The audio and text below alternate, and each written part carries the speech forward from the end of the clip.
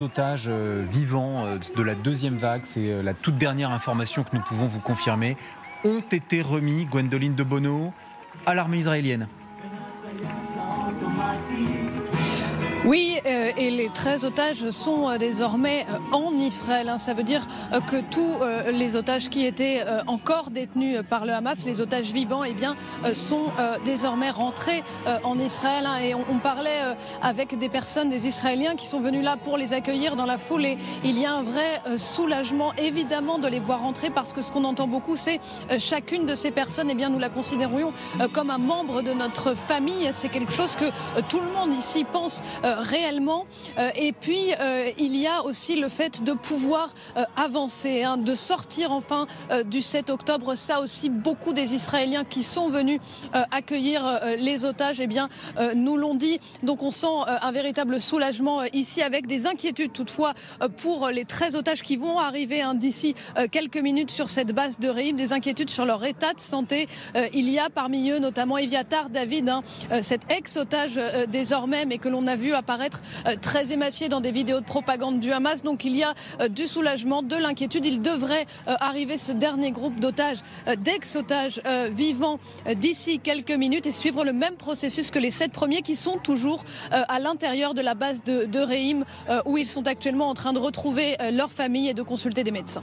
Merci beaucoup Gwendoline pour ces précisions, et vous nous tenez au courant, bien sûr, vous revenez vers nous dès lors que vous avez de nouvelles informations. Gwendoline de Bono, envoyée spéciale en Israël. Hélène, très intéressant, revenons, vous attiriez mon attention sur cette fameuse phrase prononcée par Donald Trump dans l'avion, en Air Force One, quand il dit la guerre est terminée, et on imagine que son discours dans quelques minutes sera un peu sur cette tonalité.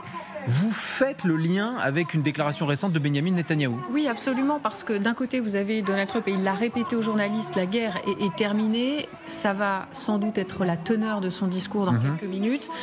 Alors que hier, Benjamin Netanyahou, qui s'est adressé dans une vidéo aux Israéliens, a dit, certes, c'est une grande victoire, je mets entre guillemets, mais la lutte n'est pas terminée.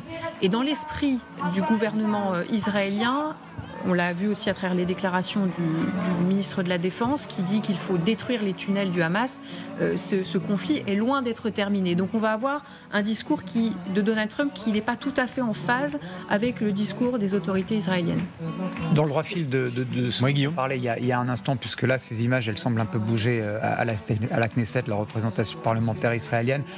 En ce moment même, Donald Trump est en une réunion de travail avec le Premier ministre Netanyahou. Encore une fois, peut-être pour étudier la possibilité de l'emmener dans son sillage. Attendez. Très important là, parce qu'on le croyait avec les familles des otages. Voilà. Donc ça a eu lieu, c'est ça que vous nous dites, et maintenant... Alors, je ne sais pas si la réunion avec les familles des otages a eu lieu. Ce que rapporte le Yediot Aharonot, c'est qu'en ce moment, une réunion de travail en compagnie de M. Netanyahou, le Premier ministre de l'État israélien, et de Donald Trump, le président américain, est en cours en ce moment même.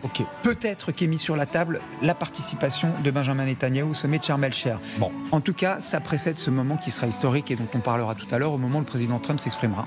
Et j'ajoute qu'à cette réunion, dont parlent en effet les médias israéliens, assistent Jared Kushner, le gendre de Donald Trump, et Steve Witkoff, donc l'émissaire spécial.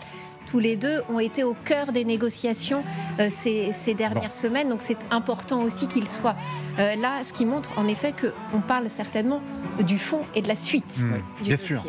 Bien, restons ensemble, nos envoyés spéciaux sur le terrain, les meilleurs experts en plateau, et vous avez toutes les informations en temps réel, sans devoir attendre quoi que ce soit. Dès que nous avons une information confirmée, nous vous la donnons, et vous êtes ainsi au sûr et certain de ne rien rater de ce moment historique. La force du moment, mais aussi le moment de la force, puisque Donald Trump aura su imposer son style sur le Proche-Orient. Rien ne bougeait, rien n'avançait depuis des mois, des années. Et là, on sent bien que quelque chose se passe. C'est même un euphémisme que de le dire, puisque la paix est au bout du chemin. Peut-être que le chemin est escarpé, Magali, je suis d'accord avec vous. Mais au bout de ce chemin-là, c'est quand même la paix qui se profile. Valérie. La preuve que ce chemin est escarpé, c'est que contrairement à ce qu'on aurait pu imaginer, Donald Trump n'a pas écrit sur le livre d'or « La guerre est terminée ». Il dit que c'est un nouveau commencement, mais il ne dit pas la guerre est terminée. Il le dit oralement, mais les écrits restent, comme vous le savez. Il n'a pas écrit, mais il l'a dit. Réécoutons-le ensemble. C'était dans Air Force One, quelques minutes avant d'atterrir sur l'aéroport de Ben Gurion à Tel Aviv. Je peux vous assurer que tout le monde est satisfait. Les Juifs, les musulmans, les pays arabes. C'est un moment historique, unique, que nous n'avons pas vu depuis 3000 ans. Oui, la guerre est terminée. Voilà, la guerre est terminée. Et c'est vrai qu'il le dit dans l'avion devant son pool de presse. Maintenant, vous connaissez tous nos jargons. Le pool, c'est l'équipe qui suit un haut responsable politique. Mais en arrivant à la Knesset tout à l'heure, Valérie le pointait très justement, il n'a pas écrit la guerre est terminée. Mais on va voir s'il le dit. Il le dira sans doute. Sans doute, c'est votre intuition. Nous suivrons en tous les cas en direct avec vous ce discours historique de Donald Trump. Vous voyez là, ce que vous voyez, c'est l'Assemblée nationale israélienne, les drapeaux bien sûr de l'État hébreu et Donald Trump qui d'une minute à l'autre va faire son entrée. Pourquoi est-ce que cela prend un peu de retard ? Parce qu'il y a cette première étape du plan de paix qui est en train de bien se dérouler, puisque les 20 otages ont été libérés et que nous avons des informations nous laissant penser que les dépouilles des 28 malheureusement décédés vont être restituées à Israël. Ça, c'est la première étape. Mais la seconde étape, c'est toute une série de points d'interrogation. Comment on désarme le Hamas ? Quelle sera la composition réelle de cette autorité ad hoc de la bande de Gaza ? Comment commencer la reconstruction ? Quid des populations civiles, comment tout cela va s'organiser. Et ça va se passer à Sharm el-Sheikh. Et pour que ce sommet de Sharm el-Sheikh, je dirais, constitue une avancée dans ce chemin si difficile, Donald Trump est en train, selon les informations de plusieurs titres de presse israéliens, d'essayer de convaincre Benjamin Netanyahou de prendre Air Force One tout à l'heure pour aller avec lui à Sharm el-Sheikh rejoindre les autres leaders impliqués dans ce plan. Vous imaginez historiquement ce que ça pourrait représenter si d'aventure ça se concrétisait, c'est-à-dire que Benjamin Netanyahou irait sur le sol d'un pays ami avec lequel il a conclu un traité de paix. Israël et l'Égypte sont en paix depuis 1979, ça c'est un point. Mais il y aura autour de Benjamin Netanyahou un certain nombre de représentants de pays arabes ou musulmans qui n'ont pas conclu la paix. Je pense par exemple à Erdogan, président de la Turquie. Alors, il y a une ambassade. Pardonnez-moi, là, je me suis trompé. Vous êtes là aussi avancé. Un petit rembobinage. C'est pas grave. Erdogan, la Turquie et Israël, il y a des relations. Il n'y a pas de souci de ce point de vue-là, mais il y aura un certain nombre en fait de représentants et de chefs d'État de pays arabes qui n'ont pas conclu de traité de paix avec Israël. C'est ce que je voulais dire. C'est ce que vous voulez pointer. Et ce qui donc, ce que vous voulez dire, c'est que les mettre dans la même pièce, absolument historique, historique. Ça c'est pas fait. Ce sommet, c'est pas encore fait.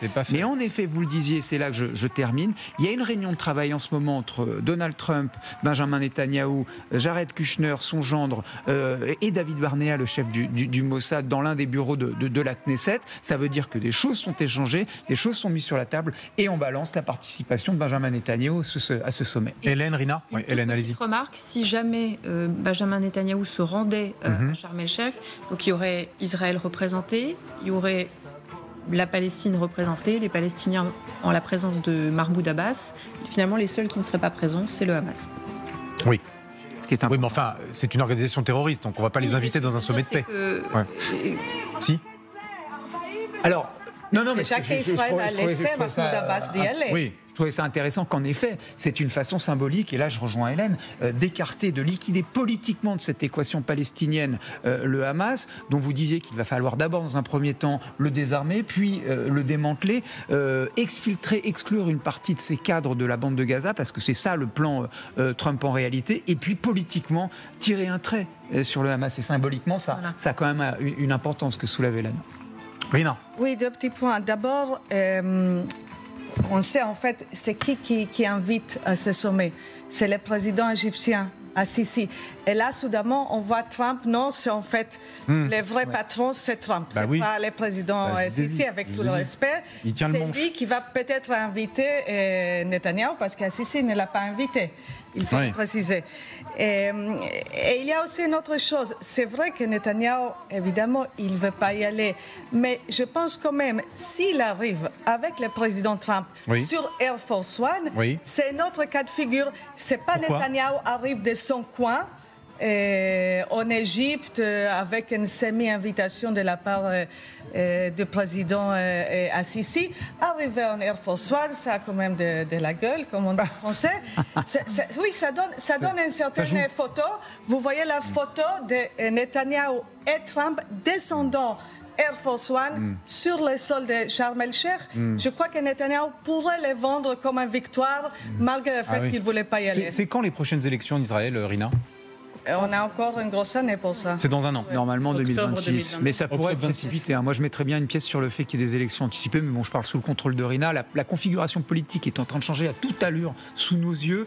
Il y a une occasion historique pour Benjamin Netanyahou, s'il devait se rendre à Sharm el-Sheikh, de capitaliser, de transformer la faillite sécuritaire qui a été le 7 octobre en un triomphe stratégique majeur. Vous imaginez si tout à coup il est au centre. Effectivement, ça aurait de la gueule, comme le disait Rina, d'être convoyé par l'Air Force One de Donald Trump. Mais en réalité, il faut imaginer à quel point il y a une possibilité pour Benjamin Netanyahou de capitaliser, encore une fois, sur ce... Je ne suis pas sûr, très franchement, que, comme vous dites, ça ait que ça revête un caractère valorisant. Ça fait un peu Premier ministre sous tutelle. C'est une façon de s'associer à la victoire politique aussi de Donald Trump. D'en tirer un parti. Essayer justement d'en retirer des fruits. Bon, de toute façon, on verra bien, puisque cette hypothèse de la venue de Netanyahou au sommet de Sharm el-Sheikh n'est pas du tout encore confirmée. C'est une hypothèse. C'est une hypothèse comme son nom l'indique. Mais simplement d'un mot, parce que vous mettez une réserve. Vous avez raison, David. Mais il faut bien comprendre que Netanyahou, qui tôt ou tard entrera en campagne, a besoin de Trump à ses côtés. La menace, c'est de la rupture. Oui. Attention, mon ami, si tu n'y vas pas sur cet accord, moi je te tords le bras et je romps avec toi. Il en est capable, Donald Trump. Il sert ses intérêts, ceux des États-Unis d'abord. Et les intérêts des États-Unis sont d'abord avec les pétroménarchies du Proche et du Moyen-Orient. D'abord avec le Qatar, d'abord avec les Émirats, d'abord avec l'Arabie Saoudite. C'est extrêmement important. Hélène. Et je me souviens d'une source venue d'Arabie Saoudite qui était citée dans la presse et qui disait que finalement il pourrait y avoir de vrais changements que s'il y avait un changement de gouvernement en Israël. Il y a ça aussi dans le discours. Ça va aller très vite, ça va aller très vite. Mais il faut se rappeler, et là je vais parler sous le contrôle de Rina, vous me dites si je dis des bêtises, Rina, c'est que l'opposition à Benjamin Netanyahou, qui est très vocale contre Benjamin Netanyahou, avec ce plan de paix, a pratiqué la politique dite de la main tendue. Si la coalition de Benjamin Netanyahou ne tient pas à cause des ministres d'extrême droite, l'extrême droite messianique qui l'accompagne, si ça chute, l'opposition, elle, sera là pour soutenir d'une certaine manière Benjamin Netanyahou. Il faut s'en souvenir, c'est aussi ça qui se joue à la Knesset aujourd'hui. Bon, très intéressant. Magali, vous vouliez ajouter un point?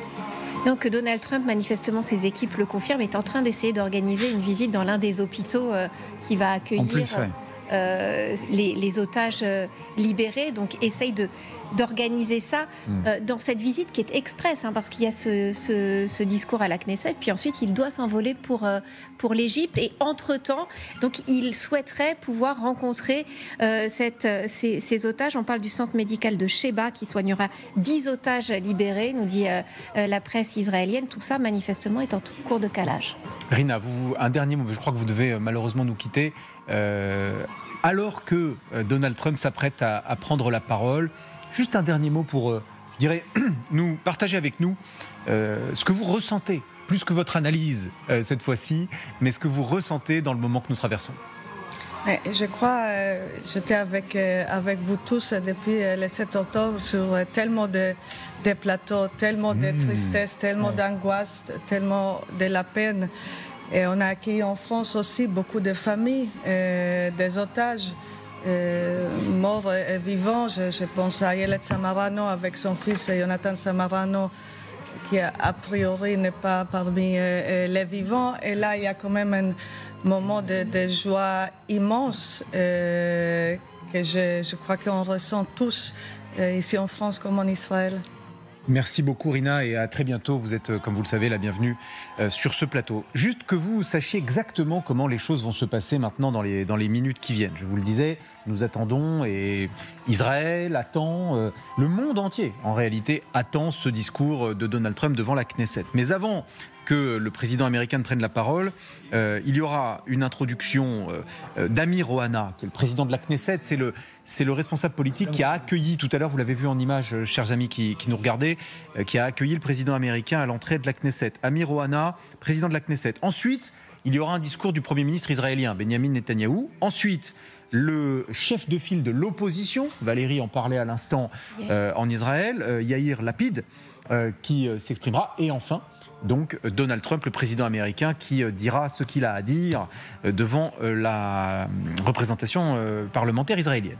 Ça sera très important, évidemment, puisqu'il sera après George Bush fils, en 2008, le premier président américain à s'exprimer devant la représentation parlementaire israélienne. Donc, ne serait-ce que pour cela, ça revêt un caractère historique.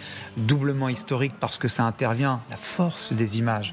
Ça intervient au moment où les otages israéliens sont libérés. On avait vu en split screen, jargon journalistique à nouveau, en écran séparé, le Air Force One, l'appareil américain, poser les roues sur le tarmac de l'aéroport Ben Gourion de Tel Aviv au moment où les premiers otages israéliens étaient remis à l'armée israélienne et retrouver le sol de l'État d'Israël. Donc là, on a deux images superposées.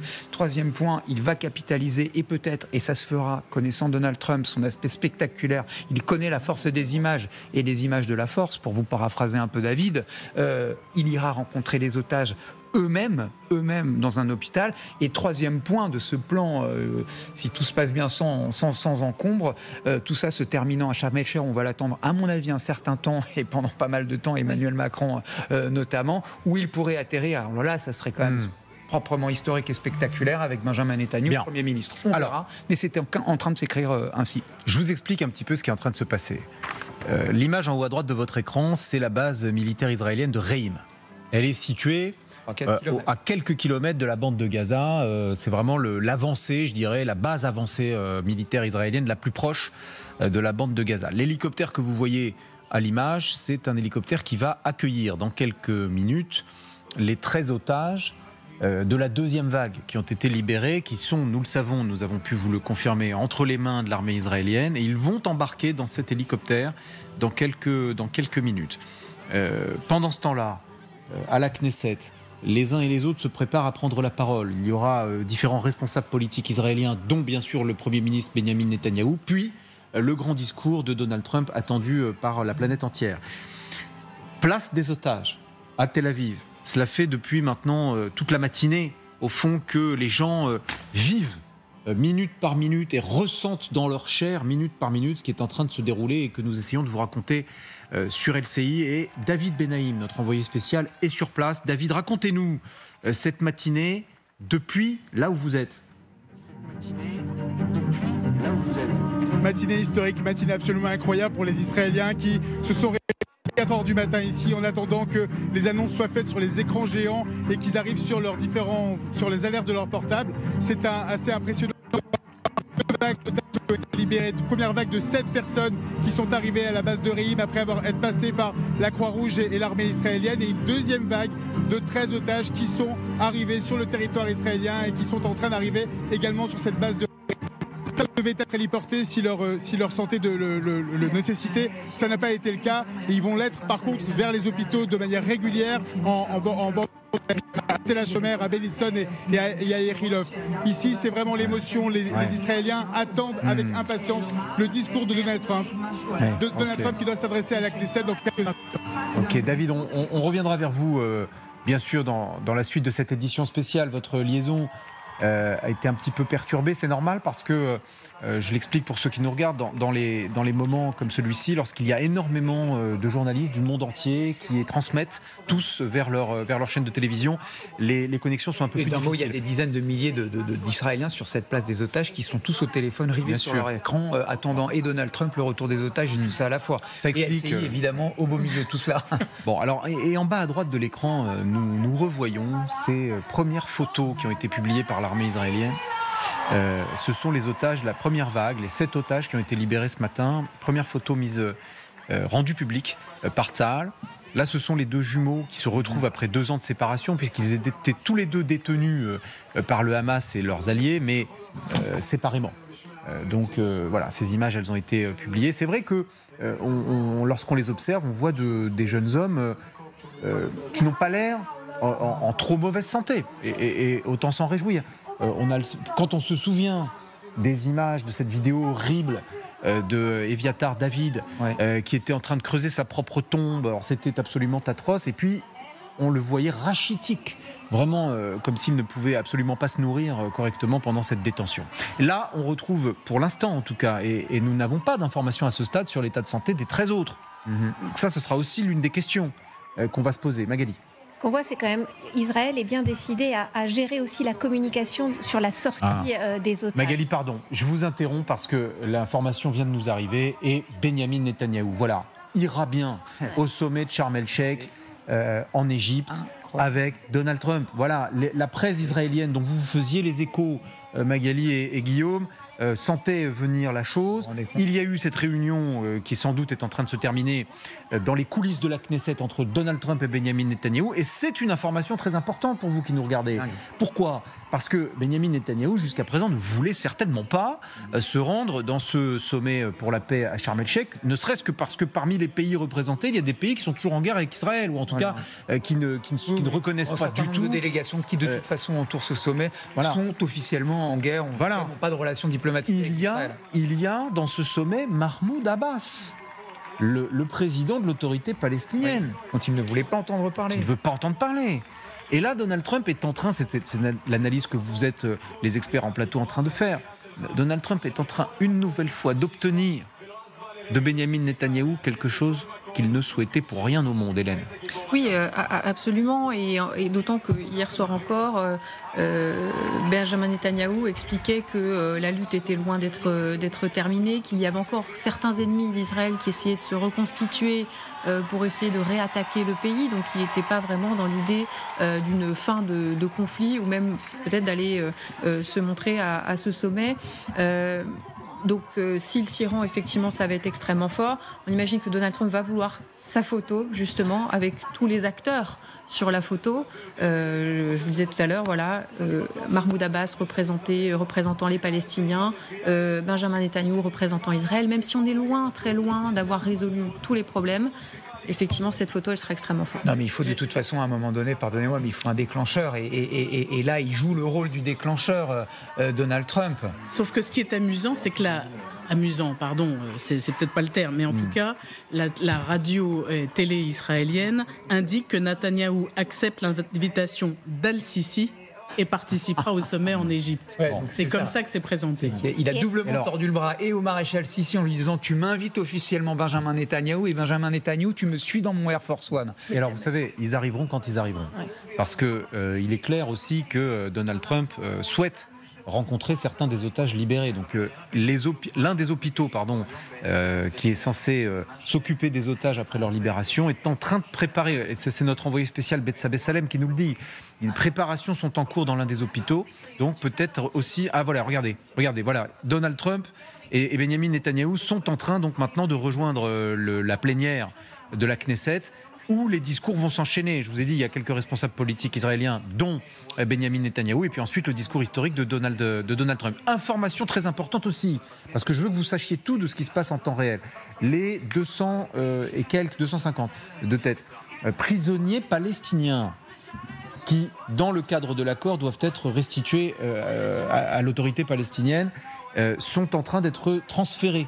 Les bus au moment où nous nous parlons, ont quitté la prison d'Ofer pour rejoindre la Cisjordanie. Oui, Magali, vous vouliez... C'était la façon dont était vraiment prévu le déroulé de cette journée, c'est-à-dire qu'à partir du moment où les 20 otages étaient libérés, pouvait commencer la libération des prisonniers palestiniens. Alors pour revenir sur cette invitation dont parlait Valérie à l'instant, donc d'Al-Sisi, l'Égyptien, à Netanyahou, il faut savoir que ça s'est passé dans cette pièce que l'on a vue fermée tout à l'heure avec Donald Trump, qui a en effet assisté au coup de téléphone entre Al-Sisi et Netanyahou. C'est-à-dire qu'il était présent, le président américain, lors du coup de téléphone. C'est ce que rapporte la 12e chaîne d'information israélienne, que tout ça s'est vraiment fait avec Donald Trump au milieu du coup de téléphone. Et ça rappelle évidemment ce qui s'est passé à la Maison-Blanche il y a quelques semaines, lorsque Donald Trump était là, également présent, et qu'il a forcé Benyamin Netanyahou à téléphoner au Premier ministre du Qatar pour présenter ses excuses après la frappe israélienne sur Doha. Cela montre à quel point Donald Trump joue vraiment le rôle central, si on avait le moindre doute.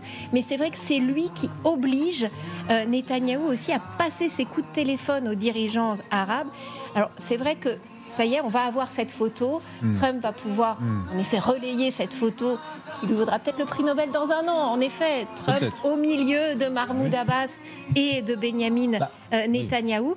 Parce que c'est vrai que si la suite se passe comme le souhaite Donald Trump, alors, comme il le dit, la guerre est terminée, c'est vrai que là, on aura enclenché un processus évidemment complètement inédit. Ce qui est intéressant, c'est que Benyamin Netanyahou, certainement, comme le dit Hélène, n'avait pas très envie de venir à cette rencontre, mais d'une certaine manière, de le voir arriver, en effet, avec Donald Trump à ce sommet où l'attendent tous les dirigeants arabes de la région, c'est aussi une façon peut-être de récupérer une certaine, de s'approprier une partie de cette victoire politique. Ce que vous racontez sur l'obtention de l'invitation par le maréchal Sissi, Donald Trump chaperonne.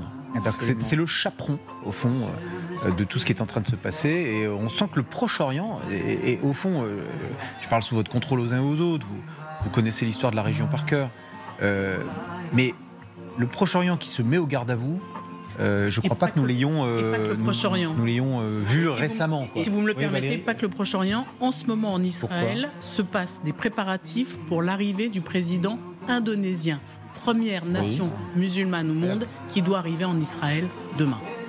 Mais c'était prévu ou... Oui, mais ce que je veux dire, c'est que tout ça est en train de bouger. C'est proprement extraordinaire parce qu'il n'y a pas sur le plan officiel de relations diplomatiques entre ces deux pays. Alors c'est vrai que pour là, rendons à César ce qui doit être rendu à César. Il est vrai que le président Macron, lors de son voyage en Asie, avait œuvré aussi dans cette direction pour que ce genre de choses se passe aussi, que des pays musulmans puissent à un moment donné renormaliser ou normaliser leurs relations avec l'État d'Israël. Guillaume, en bas à droite de l'écran, ce sont les premières vidéos, cette fois-ci des otages libérés ce matin, fournis toujours par Tsahal, par l'armée israélienne, les forces de défense israéliennes. Premières images en réalité, donc il y avait des photos jusqu'à présent, et là ce sont les images qui sont où on voit, alors ça a valeur d'information. Ça a valeur d'information et pas uniquement de communication, ces images fournies par l'armée israélienne. Pourquoi ? Parce qu'on voit, au fond, que ces jeunes hommes, en tout cas ces 7-là, ou ceux dont on nous montre en tout cas les images, se portent bien.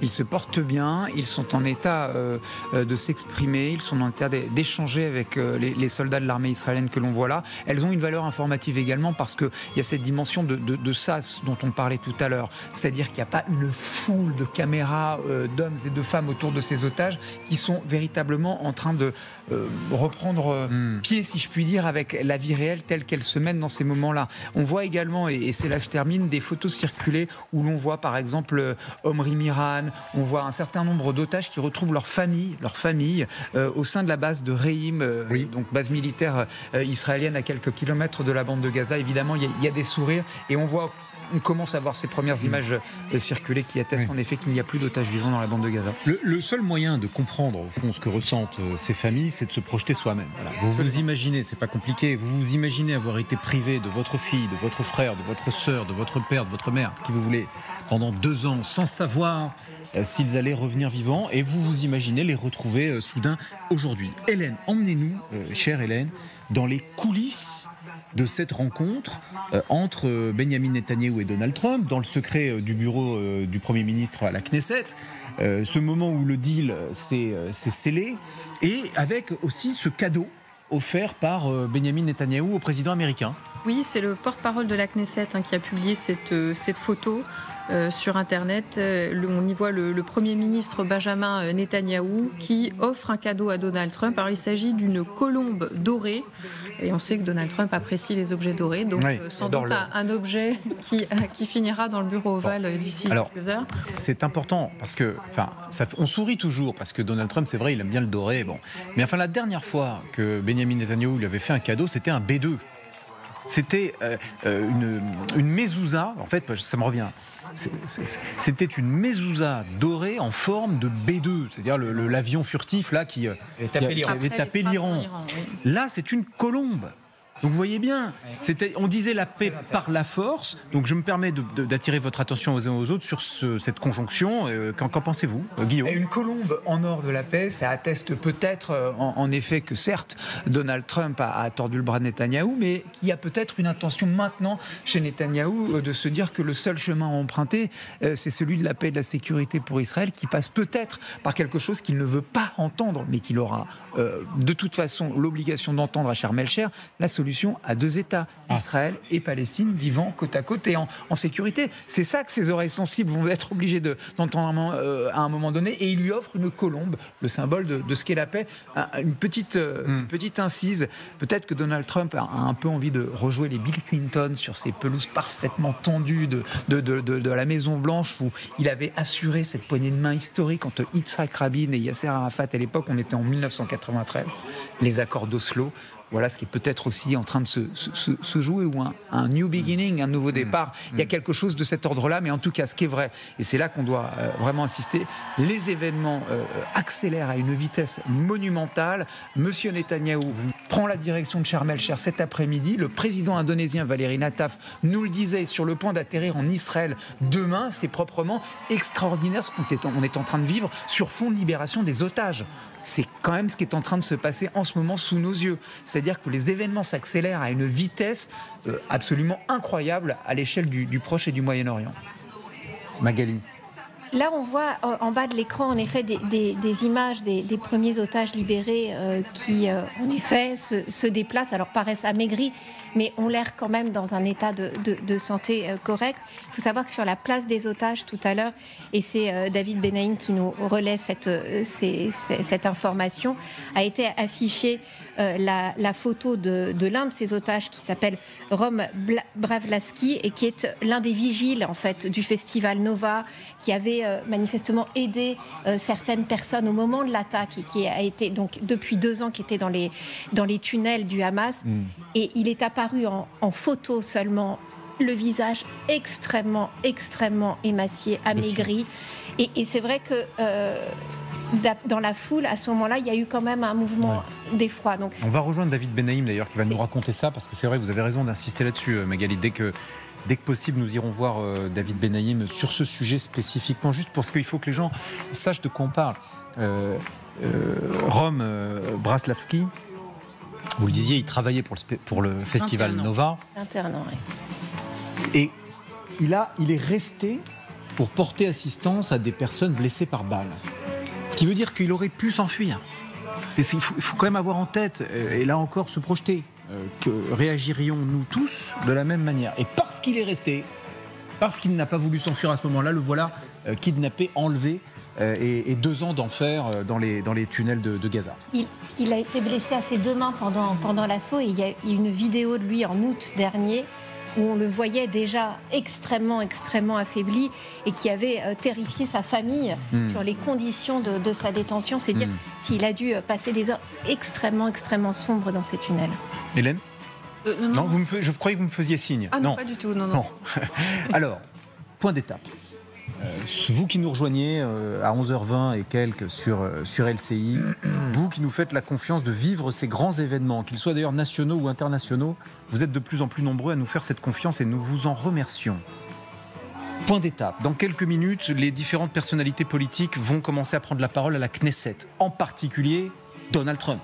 Le discours de Donald Trump que vous pourrez suivre en direct et en intégralité sur notre antenne. Au même moment, les 13 otages de la seconde vague vont être transférés parce qu'ils sont attendus sur la base de Reim. C'est à quelques kilomètres de la bande de Gaza et vous voyez tout à l'heure cet hélicoptère qui va ensuite les transporter sans doute vers un hôpital en Israël.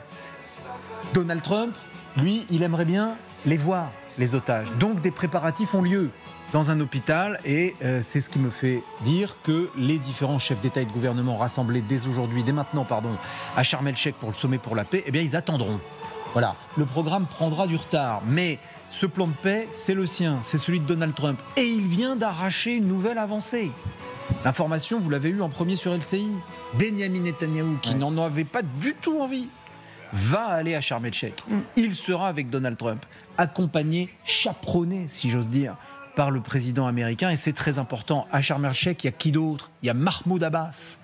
Donc, pour Benyamin Netanyahou se retrouver dans la même pièce que Mahmoud Abbas, c'était vraiment pas du tout ce qu'il voulait. Et pourtant, ça va se produire. Hélène. Et puis il y a les autres États aussi, les États arabes qui ont contribué à ce qui se passe aujourd'hui, qui ont joué un rôle. Vous aurez l'Égypte, la Turquie, le Qatar, et aussi les dirigeants européens qui ont poussé dans ce sens-là aussi. Donc, ça veut dire que tous ces gens vont se retrouver sur place, et au-delà de la photo qui évidemment va compter, il va y avoir tous les entretiens bilatéraux qui vont avoir lieu en coulisses. Et ce sommet, c'est pas simplement la célébration de ce qui vient de se produire ici, c'est aussi parler de la suite. Bien sûr. Et donc, mais vous savez quoi? Je vais vous dire, Hélène, c'est en train de se jouer. Voilà la réalité. Parce que c'est en train de se jouer.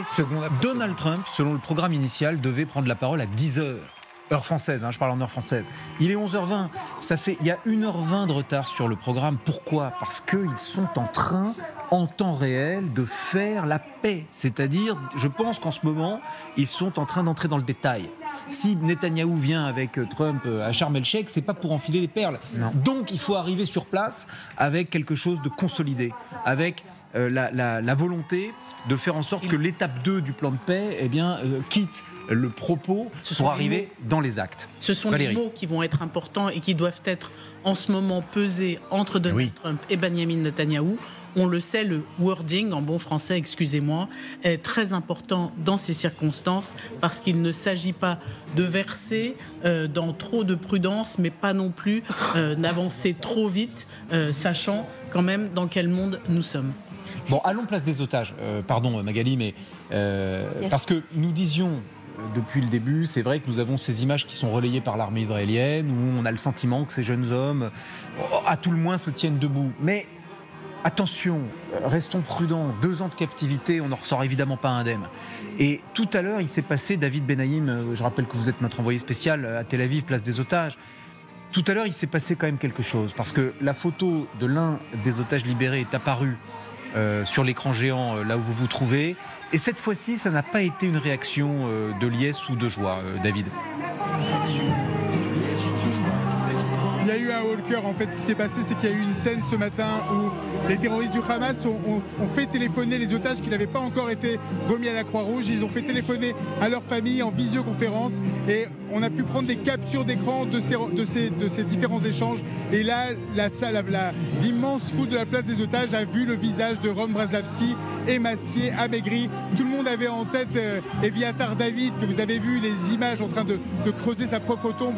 Lui aussi, ces images ont été montrées sur les écrans géants ici et il y a eu un haut le cœur. Et donc, il y a un côté aigre-doux ici sur la place des otages à propos de ceux deux-là. Et d'un autre côté, vous avez aussi des moments de joie incroyables, comme la photo qui vient d'être montée à l'instant de Avinatan Or. Avinatan Or, c'est le petit copain de Noam Argamani. C'est la première image qui a été montrée le 7 octobre par les terroristes du Hamas. Noam Argamani qui a été embarqué sur un 4x4 du Hamas avec son petit copain. C'est les premières images qui étaient parvenues de la fête Nova. On a pu voir une photo de Avinatan Or et tout le monde a applaudi ici avec beaucoup de joie. Je peux vous dire que tout le monde est également suspendu aux informations et aux écrans. Et la visite du président indonésien en Israël demain fait parler tout le monde ici. C'était pas prévu. Le président indonésien avait eu un discours absolument incroyable à la tribune des Nations Unies, un discours de main tendue où il était pour la reconnaissance d'Israël au moment où la guerre serait terminée et où Israël reconnaîtrait l'État palestinien. C'est un geste immense de la part du président indonésien qui devrait venir en Israël demain. Et ça aussi, c'est une séquence absolument historique. Merci beaucoup David, c'est très important ce que vous nous racontez parce qu'il y a les photos, les vidéos rendues publiques par l'armée israélienne et puis il y a ces captures d'écran réalisées par les familles parce que les terroristes du Hamas ont organisé des visioconférences avec les proches des familles. Ces photos, ces captures d'écran, chers amis qui nous regardez, nous ne vous les montrerons pas parce que au fond, elles ne permettent pas de garantir la dignité de ceux qui ont été obligés, une fois encore, de se filmer ou en tout cas d'appeler en visioconférence alors qu'ils étaient sous la contrainte, toujours contraints, toujours détenus.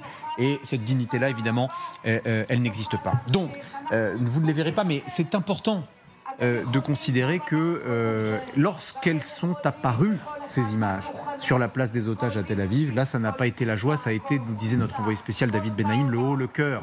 Le haut le cœur, parce qu'on ne revient évidemment pas indemne de 2 ans de captivité entre les mains du Hamas. Triple traumatisme. D'abord le kidnapping dans les proportions qu'on sait, dans les conditions qu'on sait le 7 octobre 2023. C'est effrayant d'être enlevé dans ces conditions-là, d'autant plus que toutes les images ont circulé très rapidement, ce qui a créé évidemment à la fois pour ceux et celles qui vivaient cet enlèvement un traumatisme profond, mais également pour toute la société israélienne et les familles. Entre autres, la détention, 736 jours de captivité, et puis le retour en Israël avec parfois pour certains, ils le disent, la culpabilité de rentrer vivant quand les frères, les sœurs, les amis, eux, sont restés décédés dans les tunnels du Hamas. Donc le haut le cœur que décrit Benaïm, il traduit aussi le sentiment et les sentiments, la multitude de sentiments qui ont traversé toute cette société israélienne dans son ensemble pendant 2 ans et qui pour la première fois, il nous le disait tout à l'heure avec beaucoup d'à-propos, découvrira peut-être ce que c'est que d'entrer dans un 8 octobre à présent. Les 13 otages de la seconde vague de libération vont arriver de manière imminente sur la base de Reim, à quelques kilomètres de la bande de Gaza.